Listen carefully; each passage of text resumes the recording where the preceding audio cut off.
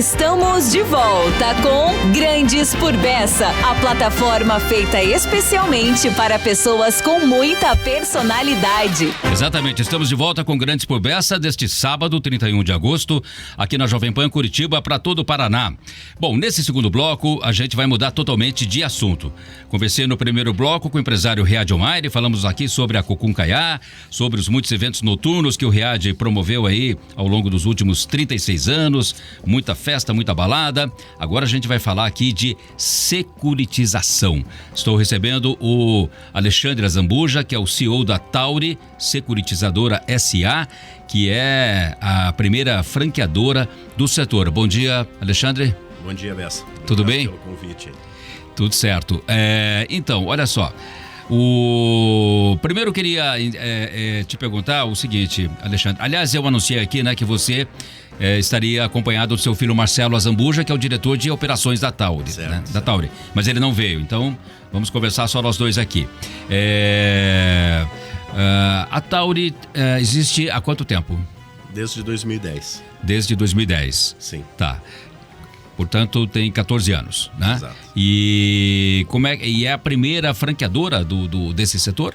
A gente experimentou esse modelo, o headquarters é aqui em Curitiba, né? Nós começamos as operações aqui. Depois resolvemos expandir. Eu tenho experiência pregressa de franqueamento, né? Eu fiz 15 marcas de franchise como consultor. Certo. E aí a gente experimentou esse modelo de franquias, mas era uma franquia híbrida, porque a securitizadora tem que ser uma SA de capital fechado, e aí tem um negócio societário que a gente resolveu até fazer unidades que eram franqueadas, mas nós controlamos. Não é uma franquia como as demais que a gente conhece no mercado. É uma franquia um pouco diferente, que usa o mesmo nome, mas são 37 no Brasil, né?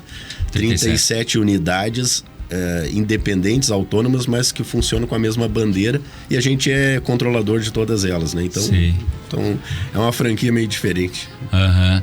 Mas assim, vocês são enquadrados como porque existe uma associação brasileira de franchise, inclusive, né? Sim. Né? Vocês... nos anos 80, quando o franchise veio para o Brasil, eu estava muito enfornado nisso, né? E a gente ajudou a criar bastantes redes, né? Eu fiz 18 formatações. Certo. E a gente experimentou esse modelo na Tauri, e hoje ela está modificando, vai ficar um modelo mais de licenciamento do que de franquia. Né? Mas somos mesmo a maior franqueadora, porque é um setor que normalmente o cara tem 1, 2 unidades. Certo.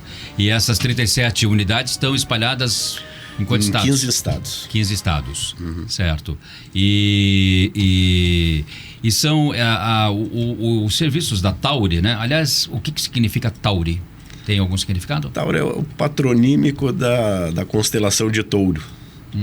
Em dezembro, né, de 2012, em 12 de 12 de 12, nós criamos 12 SAs, uma com cada nome do zodíaco. Isso que é uma coisa curiosa, mas aí era meio filosófica, e já que você é graduado em filosofia, né? Exatamente. Tem uma vertente filosófica que a gente foi... E aí, para cada uma delas, a gente deu o patronímico da constelação, né? São Sagitário, Aquário. E essa, casualmente, era do meu filho, de Touro, o Marcelo. Sim. Ele era o CEO dessa empresa. E a gente resolveu transformar, porque daí tem a ver com o Touro, né? Também do mercado de capitais. Eu tenho alguma experiência no mercado de capitais, então a gente trouxe essa visão. O Touro dele. lá Quem ganha dinheiro com a alta, né? Os autistas, né? Que é quem ganha dinheiro com a alta, ao contrário do urso, que é o cara que ganha vendendo a descoberto para ganhar dinheiro na baixa das ações. Né? Sim, mas eu tô me lembrando do touro lá, que é o símbolo de Wall Street, né? de Wall Street, né? Sim. Aquele touro, né? Bem... né? Com aquela cara... Tem a ver também, porque a Tauri é uma securitizadora. Securitizadora tem todos os produtos de securitização que começou no Brasil lá nos anos 90, mais ou menos. Antecipação de recebíveis, contas comissárias, aquela que você não notifica o devedor que ele tem um novo credor, né? Ele continua pagando para o credor original, e a gente já comprou esse crédito. Tem tudo isso. Temos também operações de conta escrow, que a gente é o agente escrow, o terceiro intermediário de contrapartes, né? Você vai vender uma empresa e no processo de M&A fica um restante dessa empresa para pagar a posteriori depois que você cumprir determinadas funções. Esse dinheiro então fica custodiado e só é liberado, fica no nome da contraparte recebedora, mas ele só é liberado pelo agente escrow depois de cumprido todas as funções. Então, o uso primordial de uma conta escrow, né? Hoje eu acho que a gente tem também, somos uns grandes operadores de conta escrow. E existem muitas Taures no mercado ou vocês operam quase que exclusivamente? Não, securitizadoras no Brasil tem 700 mais ou menos. Muita coisa. Tem muitas. Muita coisa. Com relação a bancos, né? O banco tem 150, securitizadora tem 700. É bastante, né? Mas é pouco. É perto ainda do pouco? tamanho do Brasil. A securitização, ela depois criou outras vertentes em que tem duas derivações da securitização de ativos empresariais, que foi a primeira. A segunda é uma que tem registro na CVM como emissora de certificados recebíveis imobiliários. Ela só pode fazer operações imobiliárias. E a outra que lança o CRA, lá, o Certificado de Recebível Agrícola, que só pode fazer operações agrícolas. E a de ativos empresariais, ela pode as duas coisas, desde que não seja um CRI e um CRA. Nós usamos muito a CCB, né? Cédula de crédito bancário, que é emitido por um banco parceiro. A gente encomenda essa operação para o banco e eu recompro ela. Faz um endosso firme e a gente recompra essa operação do banco, então fica como os empréstimos. Mas aí a securitizadora só pode comprar um ativo já emitido com desconto. E para emprestar dinheiro a gente encomenda para o banco empresta na taxa que a gente quer e daí eu recompro do banco essa operação, né? Quer dizer, a securitizadora opera aí como uma intermediadora entre ela tem que estar no meio, porque às vezes os bancos que operam essas emissões de CCB, eles podem vender, são normalmente sociedades de crédito direto, ela só pode vender ou para uma instituição financeira, ou para um fundo de investimento, ou para uma companhia securitizadora. Então tem que ter uma securitizadora no meio para a gente fazer o que a gente chama hoje de bancarização do teu contas a receber, né? Você vende num crediário. O crediário tem uma série de regras que você não pode cobrar juros de mais de 1% ao mês, o juro constitucional, né? Sim. É uma regrinha do Getúlio Vargas, de 1933, que considera, né, crime de usura todo juro acima de 1%. Mas não é o que se verifica na prática. Então, o que acontece? Você securitiza isso, encomenda para o banco essa operação de crediário, emite a cédula de crédito bancário, recompra. E aí você pode cobrar a taxa devida, né? Mas principalmente é a monetização, ou seja, transformar em dinheiro esse recebível. Você pode vender para investidores essa cédula de crédito bancário. Então isso vai ter um impacto muito grande. A cédula de crédito bancário tem mais de 20 anos, mas agora que o mercado anda despertando para o potencial que ela tem de bancarização do contas a receber. No imobiliário, por exemplo, o setor imobiliário fica todo refém do GERIC, da Caixa Econômica e do modus operandi, que é lá do sistema financeiro de habitação de 1970, né? Quando um construtor, ele pode autofinanciar a obra dele, empacotar isso como cédula de crédito bancário e vender os títulos dos recebíveis imobiliários dele, né? O que acontece é mais ou menos assim. Quando ele vende o apartamento, as ele unidades, já faz. Então, uma das coisas que a gente está fazendo bastante é justamente esses empréstimos de desenvolvimento imobiliário. O cara vai montar a sociedade de propósito específico para começar um prédio, ele tem um terreno lá dentro. A Caixa manda você fazer um patrimônio de alienação, fica todo amarrado numa série de legislação dela, e deixa você testar o empreendimento. Quando tiver vendido mais de 30% do empreendimento, aí ela garante um financiamento da obra. Porque como isso entrou no mindset dos construtores, é como se ele dissesse assim: você gasta 5 milhões de custo da obra para fazer um VGV, um valor geral de vendas de 10 milhões, e joga isso como se fosse uma batata quente para a Caixa financiar. A Caixa vai gerar 25 milhões de recebível imobiliário em cima disso. Então, se você que é o dono da obra, se você tem 5 milhões de custo e gera 25 milhões de VGV, de recebível imobiliário, você traz a valor presente isso e faz a valor presente líquido, vende o suficiente para construir os 5 milhões e fica com a vaca de caixa Você vende tijolo e juro, né? Mas, em geral, é uma coisa difícil. É um mindset ainda difícil de quebrar, porque o construtor está acostumado a fazer uma obra, entrega para a Caixa, parte para outra. Já é um modelo já instituído, né? É bem difícil de quebrar isso, mas quem está entendendo, por exemplo, se você olhar alguns bolsões muito bem sucedidos, né? Itapema, ali em Camboriú, Litoral catarinense. Você nota o financiamento direto com a incorporadora. Financia um plano 100 lá, em 10 vezes. Tá? Sim. Em 10 anos, né? É isso que explicaria esse boom imobiliário aí em algumas regiões? Ora, veja, não é à toa que a CVM criou um CRA e um CRI, né? Porque essas duas indústrias, o agronegócio e a imobiliária, elas carregam o Brasil independente de governo, né? O ambiente econômico que tiver são as duas molas propulsoras de desenvolvimento, né?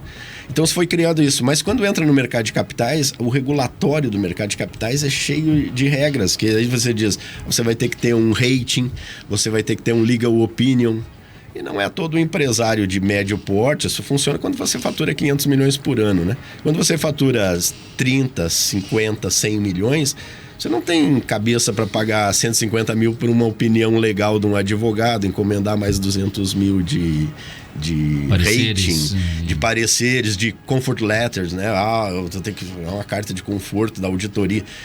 E então, a CCB simplifica muito esse caminho. Então, a gente está usando tanto para o agronegócio, financiando, por exemplo, mercado spot de soja, né? Financiando as cerealistas, mediante emissão de CCB, e a gente está financiando a indústria imobiliária com a cédula de crédito. Então, eu posso fazer assim, quando ele está no setor, logo no embrionário, quando ele está criando o desenvolvimento imobiliário, ele pode, com o terreno dentro da SPF, emitir uma cédula de crédito bancária, captar, por exemplo, 50% do valor do terreno. Terreno de 8 milhões, ele capta 4 milhões. Com estes 4 milhões, ele paga o arquiteto, paga os projetos executivos, ele faz o desenvolvimento imobiliário inicial, faz o registro de incorporação, o alvará de construção, o registro de incorporação e o desmembramento das matrículas.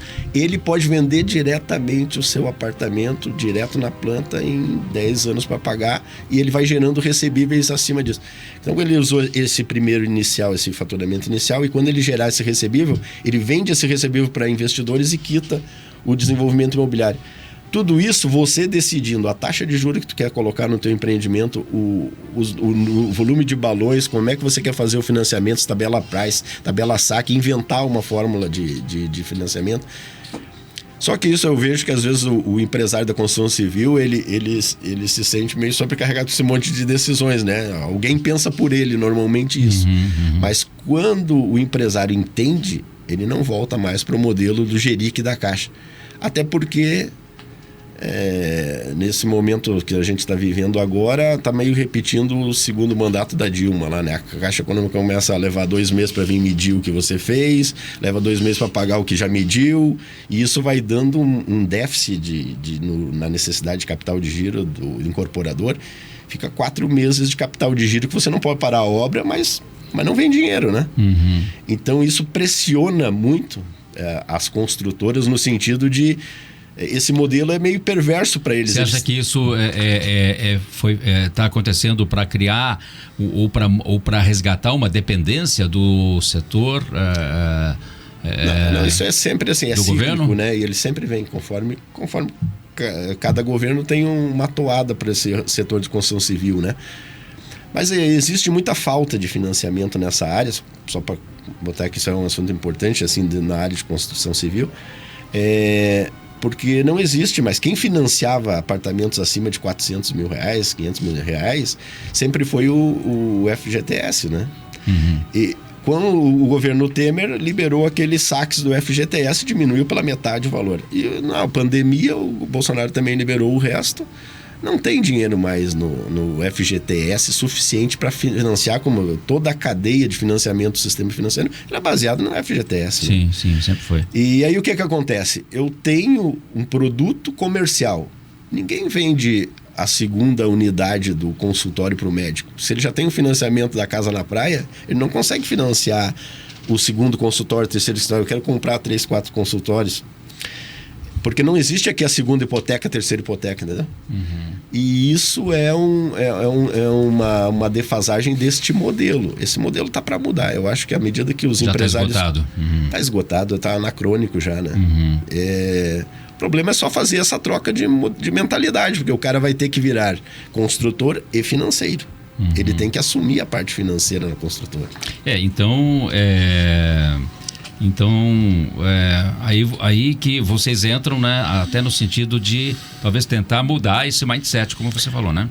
O nosso trabalho quase um doutrinamento num setor novo, porque tem um potencial gigantesco, né? O potencial imobiliário no Brasil nem engatinhou ainda, né? Você imagina o tamanho, porque nós temos duas... A vocação nossa de agro é inequívoca por causa do tamanho da extensão territorial.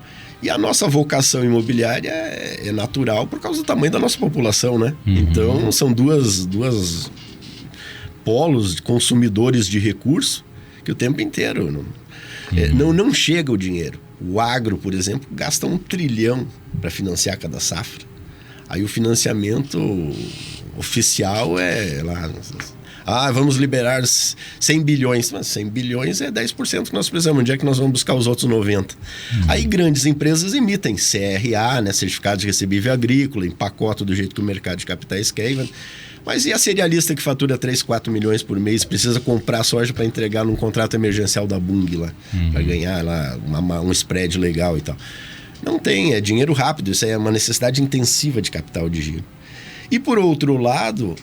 o investidor ganha muito pouco, né? Hoje, com a Selic caindo meio a forceps, né? Pela intenção do governo de forçar a Selic para baixo, meio na marra, abre um gap, né? Entre o que se paga para o investidor e o que a gente precifica, que é o risco que a gente enxerga na ponta do nariz, precifica o risco da oferta de dinheiro, né? Então, como você paga pouco para o investidor e o empresário paga muito caro, onde é que abre um upside, um potencial enorme de crescimento? O empresário oferecer o seu próprio título de crédito para o investidor. Tirar o intermediário do meio do caminho, que o banco pega dinheiro barato e empresta dinheiro caro. Ele faz uma super oferta para o investidor e foge da hegemonia dos bancos, porque nós estamos caminhando para um apagão de crédito. Até o final do governo aí vai ter um apagão de crédito. Vai sumir o dinheiro no mercado.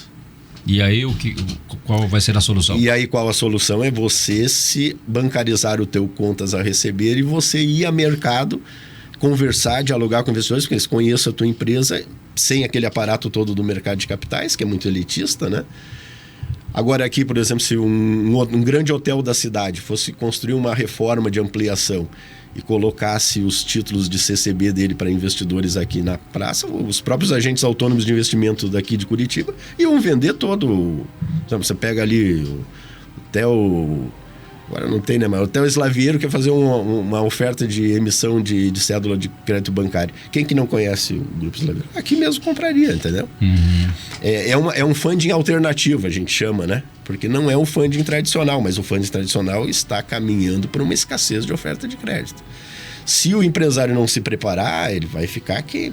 Nada derruba mais o valuation de uma empresa ou destrói valor do que o dinheiro que você deixa na mesa pela falta de capital de giro. Entendi.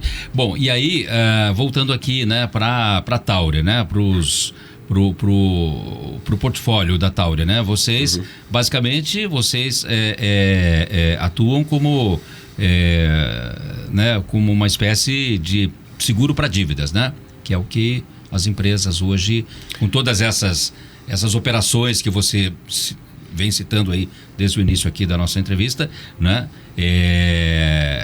Porque o mercado ele é muito volátil, né? Ele está sujeito aí a uma série de intempéries, né? Digamos assim, econômicas, né? Exatamente. Hoje a gente tem uma gama até bem ampla de assuntos, porque como eu fiz na 2010 até 2013 ali, eu fiz 15 processos de abertura de capital, né? Junto à CVM, para abertura de capital de empresas e tal. Então a gente trouxe um cacuete de operações estruturadas, né? trouxe uma visão de operação estruturada, diferente um pouco de uma securitizadora normal, que troca o teu recebível, troca cheque, troca tua fatura. A gente procura estruturar um funding alternativo para as necessidades do cliente, que a gente atende as necessidades de curto prazo dele com um modelo e usa CCBs e outras operações estruturadas para que ele tenha capital de giro de longo prazo. Para ultrapassar até essa função aí. Também quando há essas crises de crédito, sempre é depurativas, né? Os mais fracos saem, os mais fortes ficam mais fortes ainda. Quer dizer, há uma depuração. Uma depuração do mercado. Os mais competentes... Ou uma decantação. Para usar uma linguagem mais... Porque é uma concentração, sim, com certeza, né? Mas é a concentração dos melhores, né? Porque quem sobrevive é quem fez a lição de casa, quem estudou como eu vou ampliar minhas ofertas de crédito, né? Agora tira da zona do conforto, né? Isso é que às vezes o cara é muito tradicional, eu faço assim do meu jeito, construo há 30 anos do mesmo jeito, eu planto a minha soja há 30 anos do mesmo jeito, como é que você vai ensinar Tem uma piada no Rio Grande do Sul que diz, não se ensina truque novo para cavalo velho, né? Sim. Mas olha, a segunda geração eu conheço dos como filhos... não se ensina truque novo para cachorro velho, mas lá no Sul eu ouvi cavalo velho. Talvez porque o cavalo virou uma espécie de símbolo do Rio Grande do Sul, agora com esses recentes acontecimentos, por causa daquele cavalo que ficou em cima do telhado lá, pode ser por isso. Mas enfim, e aí? Eu acho que essas reposicionamento estratégico é uma obrigação do empresário, né? Sim, para qualquer setor, né? Ele tem que entender de finanças, é um déficit também, porque às vezes a gente olha, o departamento financeiro das empresas é muito mal estruturado e é uma parte nevrálgica de saber fazer tesouraria. O cara sabe fazer contas a pagar e contas a receber, isso aí até, né, qualquer ajudante sabe fazer. O financeiro não entende de finanças em profundidade e não entende como otimizar o caixa. Por isso que a chamada conta de padeiro, né? A maioria dos que a gente vê, até grandes empresas, às vezes são mal assessoradas nessa questão. A gente também tem um produto que é gestão terceirizada de tesouraria, ou seja, a gente faz a tesouraria da empresa. E aí coloca um olhar sobre isso. Até vai fazer contratos de exportação e tal, vou contratar a rede. Não, tem como você fazer um hedging cambial dentro de casa, né? Com operações no mercado e tal. Então, essa tesouraria terceirizada é um outro produto da Tauri aí que também tem bastante demanda. Olha só, então estou vendo aqui que nesse modelo tradicional em que as empresas têm os seus departamentos, financeiro, contas a pagar, a receber e tesouraria e tudo mais, isso hoje já pode ser tudo entregue, pode ser tudo É caro e difícil pode ser contratado, de contratar gente para fazer uma tesouraria eficiente, né? E isso a gente consegue ajudar eles vamos dizer assim, a combinação desses processos, aí ele abre uma conta escrow onde ele joga esses recebíveis todos lá dentro. Além de cuidar dessa conta como tesouraria para ele, a gente consegue daí emprestar dinheiro mais barato, porque as operações estão travadas numa conta escrow. Eu consigo oferecer segurança adicional para os investidores que comprarem os papéis dessa empresa. E a gente vai dizer assim, auxiliando, né, quase como a tesouraria dele mesmo, ou seja, o departamento financeiro terceirizado. E hoje qual é o perfil das empresas atendidas pela Tauri? A gente atende... Aqui é a matriz, digamos, a gente atende a franqueadora. Todo mundo, mas o ideal era empresas acima de 2, 3 milhões por mês, né? É o nosso público. A gente atende até maiores, 25 milhões mês. Mas o perfil porque é um produto sofisticado também, né? É difícil, cara, uma fatura de 100 mil por mês não consegue ter acesso a isso. Pode ter acesso à conta escrow normal e tal, e a um nível de financiamento menor, mas essas estruturações, ela está voltada para o middle. O middle quer dizer, o cara que fatura abaixo de 100 milhões de reais é o cara que mais apanha, porque ele tem todas as obrigações de gente grande, mas não tem acesso ao primeiro time, ao corporate e tal, né? Então ele tem todos os gastos e ônus de gente grande, mas não tem as facilidades de gente grande. Então, para esse público, é muito transformacional quando você coloca essa engenharia financeira de alto nível nas operações deles. E muda completamente o modus operandi, né? Certo. Olha só, infelizmente o nosso tempo aqui já chegou ao fim, mas eu acho que quem está nos ouvindo aqui, né, muita gente deve ter se identificado em algum momento aí da sua fala, né? Olha, eu tô mais para esse, mais para aquele, né? Sim. Tô ali. Alexandre Azambuja, CEO da Tauri Securitizadora S.A.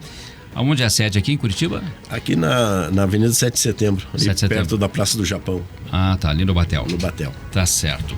Alexandre, muito obrigado por estar aqui hoje com a gente nesse Grandes por Bessa, nesse último Grandes por Bessa de agosto, 31 de agosto. A gente vai ficando por aqui. Agradeço mais uma vez ao Read Elmaire, que esteve aqui no primeiro bloco, conversando com a gente. Agora o Alexandre Azambuja. A gente vai ficando por aqui. Vem aí meu amigo Carlos Eduardo Canto com o Mercado Imobiliário de Canto a Canto. Um ótimo final de semana a todos vocês e até sábado que vem. Você ouviu Grandes por Bessa. Para pessoas com muita personalidade, na Jovem Pan News. De volta sábado às 11 horas da manhã.